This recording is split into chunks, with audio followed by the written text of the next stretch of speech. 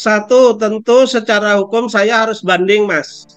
Harus banding atau kalau memang alasannya tepat, saya akan mengulangi. Tetapi ketika ini di NO, NO kan nanti dasarnya adalah bahwa itu kalau di NO kan nanti dasarnya adalah eksepsi, Mas. Nah, kalau dasarnya eksepsi, karena surat kuasa hukum dari tergugat 3 dan tergugat 4 ini tidak sah, maka segala sesuatu yang dilakukan kuasa hukum tergugat 3 dan tergugat 4 dari A sampai Z juga tidak berlaku. Kalau nanti putusannya NO, nanti saya akan membuat laporan ke pengawasan Mahkamah Agung. Jadi Jamwas Bawas Badan Pengawasan Mahkamah Agung, dan saya yakin 100% bahwa tanda tangan saya itu bukan tanda tangan basah, tetapi hasil scanan atau fotokopian. Ini nanti juga setelah ada putusan juga akan saya laporkan sebagai tindak pidana pemalsuan dokumen, Mas. Harapan saya adalah mereka mengabulkan tuntutan saya secara keseluruhan, Mas.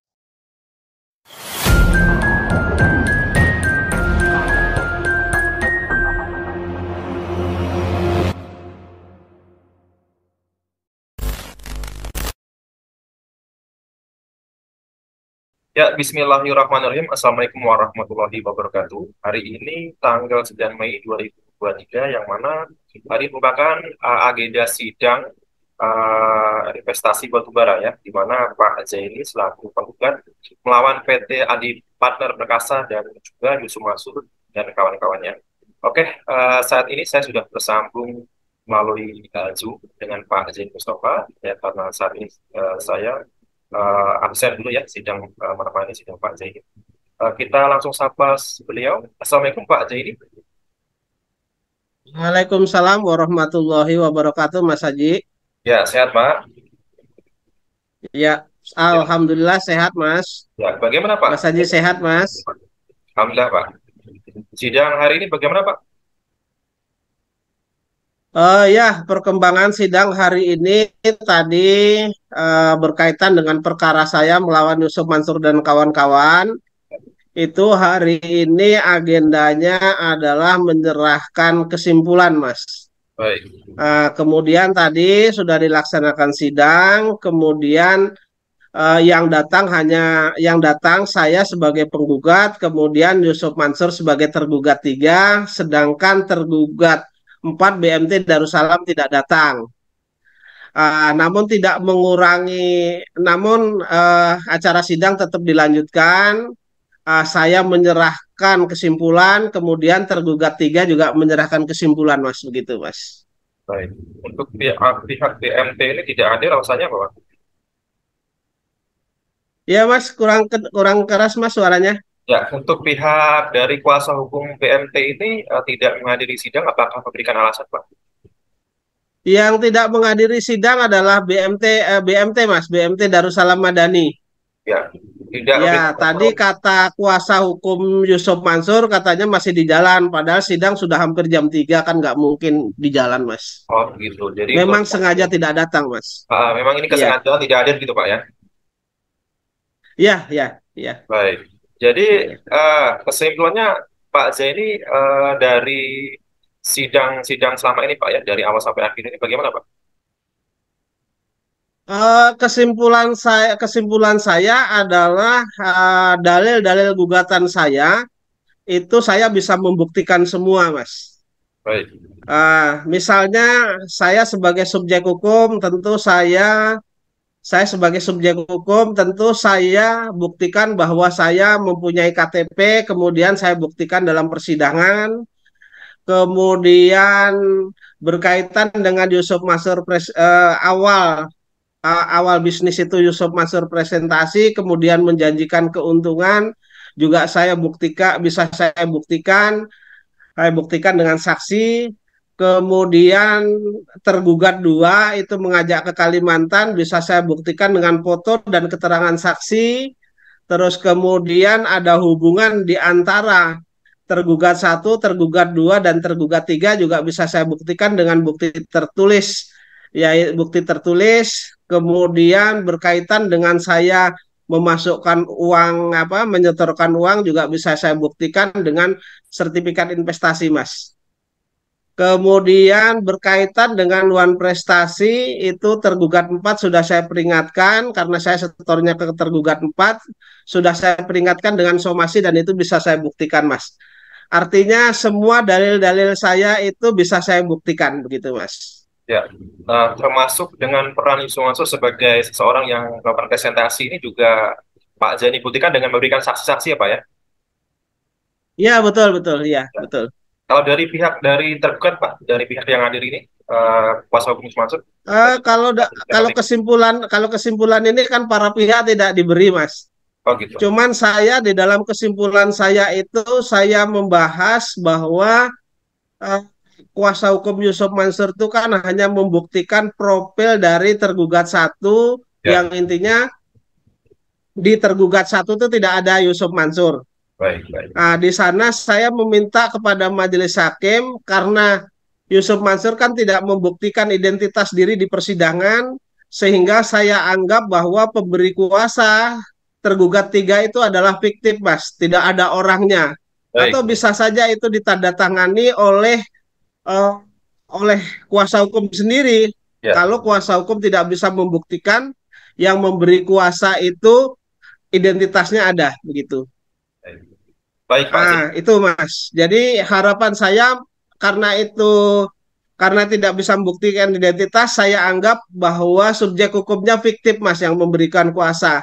Jadi saya minta kepada majelis hakim untuk tidak memeriksa dalil-dalil mereka dari A sampai Z. Kemudian begitu juga BMT Darussalam saya minta kepada majelis hakim untuk tidak memeriksa yang dilakukan oleh kuasa hukum dari A sampai Z. Mas, alasannya adalah pemberi kuasa yang mengatasnamakan BMT Darussalam ini tidak mempunyai kewenangan. Ini bisa saya buktikan begini. Yang tanda tangan di dalam surat kuasa itu sebagai ketuanya adalah Chandra, kemudian sebagai sekretarisnya adalah R. Yudi Suwardi. Kemudian tergugat 4 sendiri itu menyampaikan alat bukti akte pendirian koperasi, kemudian SK pengesahan dari dari Menteri Koperasi, Mas. Yang mana di dalam 2 alat bukti itu ternyata ketua BMT itu adalah ketua umumnya adalah Imam Prakoso, sementara sekretarisnya itu adalah Eko Perihantono yang saat ini menjadi kuasa hukum daripada BMT.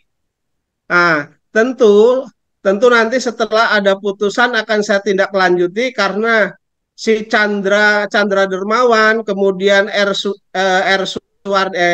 R Yudi Suwardi ini mengatasnamakan BMT pada legalitasnya tidak ada di sana sehingga saya anggap mereka mempergunakan jabatan palsu, Mas, sehingga nanti juga akan saya pidanakan kalau sudah ada putusan. Kemudian kemudian berkaitan dengan bukti mereka yang menyatakan saya pernah menarik uang, itu kan alat bukti di sana tertulis surat pernyataan di mana saya dikatakan di sana saya menarik uang, kemudian saya minta untuk dipindah bukukan kepada mereka. Nah, logikanya kalau saya itu bukan anggota koperasi, tentu saya tidak punya rekening di sana, mana bisa dipindah bukukan, Mas.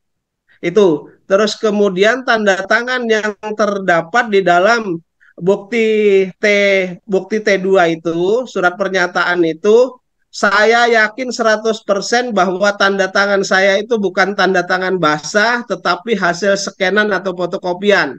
Ini nanti juga setelah ada putusan juga akan saya laporkan sebagai tindak pidana pemalsuan dokumen, Mas.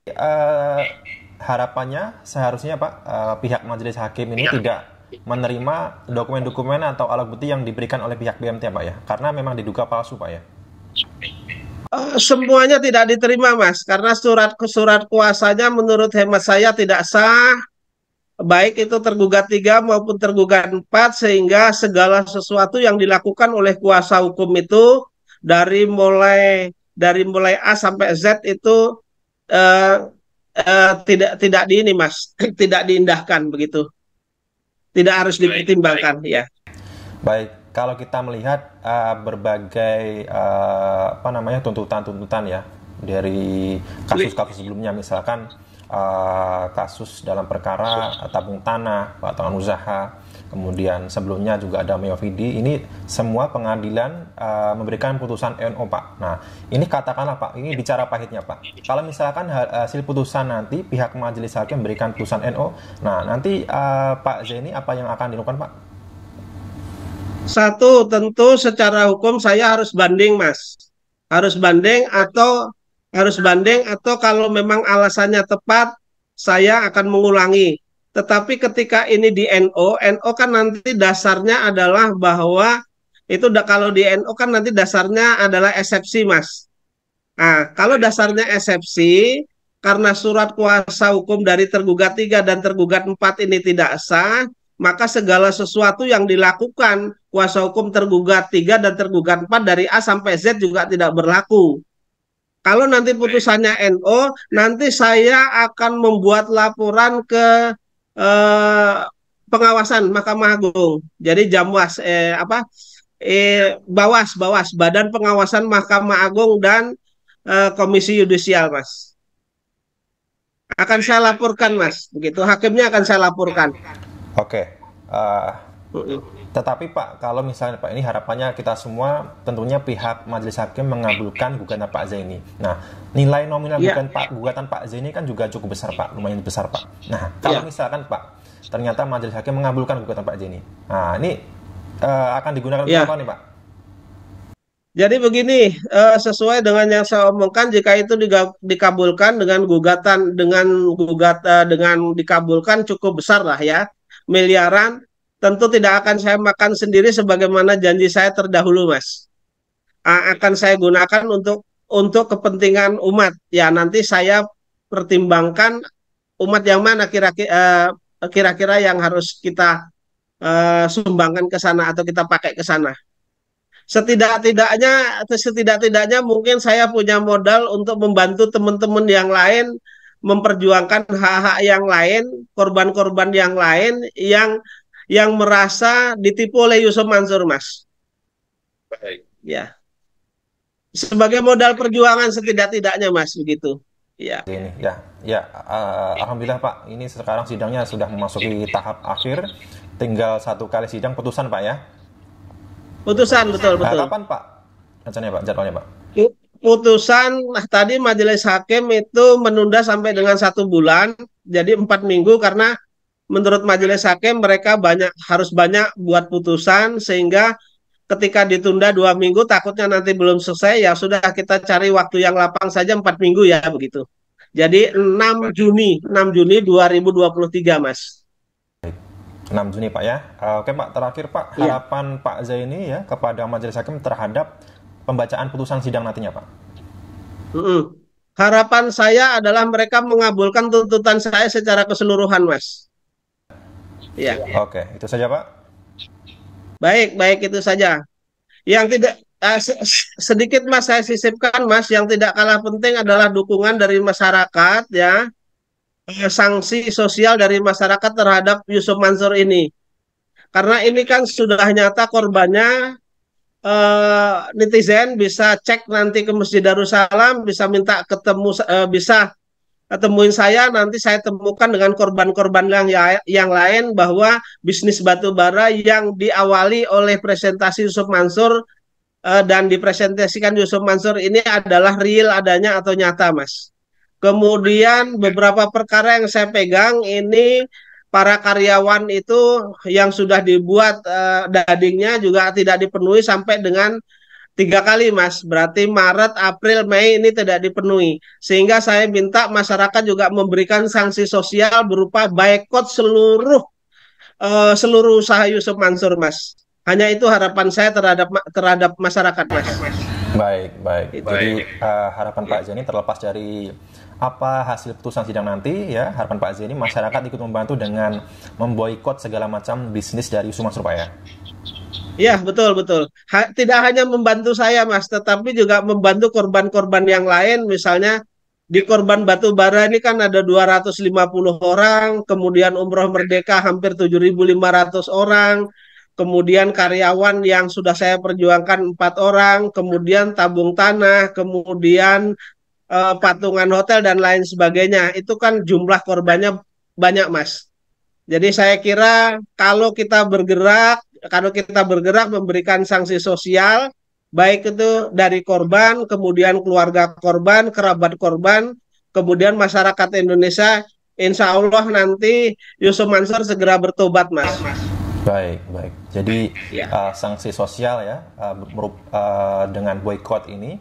Jadi bukan hanya terkait dengan perkara Pak Zaini, tetapi juga perkara lain misalkan seperti PayTrend, kemudian patungan usaha, tabung tanah, Moyafidi dan lain-lain Pak ya. Ya. Dan masyarakat juga katanya si Yusuf Mansur kan mau caleg juga, Mas, untuk Dapil Jakarta Timur. Mudah-mudahan masyarakat Jakarta Timur tahu permasalahan Yusuf Mansur dan tidak memberikan suara kepada Yusuf Mansur, Mas. Gitu. Ya, jangan kita kasih mereka masuk ke Senayan, Mas. Jangan nanti kalau masuk ke Senayan rusak itu, Mas. Sementara mereka bikin apa? Bisnis batu bara JBN saja masyarakat dirugikan, kemudian PayTrend hancur lebur dan selamat tinggal itu PayTrend, ya kan? Terus kemudian patungan tanah dan lain sebagainya kan hancur semua. Jadi masyarakat harus tahu itu, Mas. Ya. Apa mungkin ada rencana dari teman-teman investor lainnya Pak untuk memberitahu kepada pihak partai yang nantinya rencananya akan mengusung Yusuf Mansur sebagai bakal caleg Pak? Kemungkinan ada, Mas, kemungkinan ya. Baik, ya terima kasih Pak Zaini atas kesempatan dan waktunya. Kita doakan tentunya sidang putusan nanti yang berlangsung pada 6 Juni ini akan mengabulkan gugatan Pak Zaini Mustafa. Sekali lagi terima kasih teman-teman atas supportnya selama ini ya, dari sidang per sidang kita selalu update. Tentunya kita harap ya ini adalah bentuk transparansi ya, kepada masyarakat bahwa inilah perjuangan dari Pak Zaini Mustafa untuk menuntut hak-haknya, yakni berupa kerugian yang selama ini dialami Pak Zaini pada investasi batu bara yang dipresentasikan atau digagas oleh Yusuf Mansur. Baik, terima kasih Pak Zaini. Saya mengucapkan terima kasih Pak Zaini ya. Sekali lagi. Sama-sama, Mas. Ya, baik, terima kasih. Wassalamualaikum warahmatullahi wabarakatuh.